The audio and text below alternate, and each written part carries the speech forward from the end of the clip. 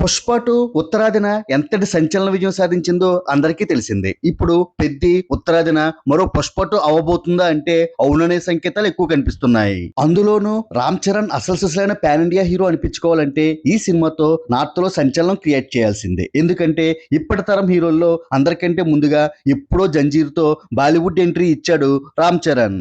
ఆ సినిమా నిరాశపరచడంతో మళ్ళీ చాలా కాలం తర్వాత RRR తో పాన్ ఇండియా హిట్ కొట్టాడు కానీ అందులో సోలో హీరో కాకపోవడం, ఆ హిట్ రాజమౌళి ఖాతాలోనికి వెళ్ళిపోవడంతో మళ్ళీ గేమ్ చేంజర్ తో ప్రయత్నించాడు కానీ అది నిరాశపరిచింది. ఇప్పుడు పెద్ది నార్త్ లో హిట్ అవడం Ram Charan pan India image కి చాలా కీలకం.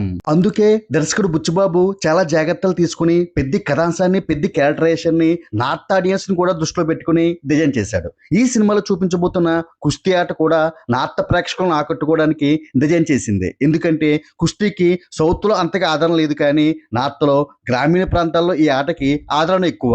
బాలీవుడ్ లో కుస్తీ నేపథ్యంలో వచ్చిన పలు సినిమాలు బ్లాక్ బస్టర్స్ కూడా అయ్యాయి. రామ్ చరణ్ మేక్ ఓవర్ ను కూడా నార్త్ ఆడియన్స్ కి విపరీతంగా నచ్చే విధంగా తీర్చిదిద్దాడు బుచ్చిబాబు.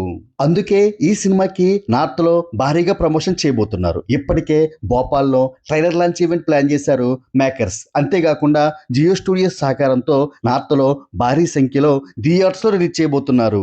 జూన్ 4th రిలీజ్ అవుతున్న ఈ విలేజ్ స్పోర్ట్స్ డ్రామా ఏమాత్రం నార్త్ మాస్ ఆడియన్స్ ని ఆకట్టుకున్న పుష్ప 2 రికార్డ్స్ ని బద్దలు కొట్టడం ఖాయం. పెద్ది పుష్ప 2 రికార్డ్స్ ని బద్దలు కొడుతుందో లేదో కామెంట్ చేయండి. Like, share and subscribe cine master.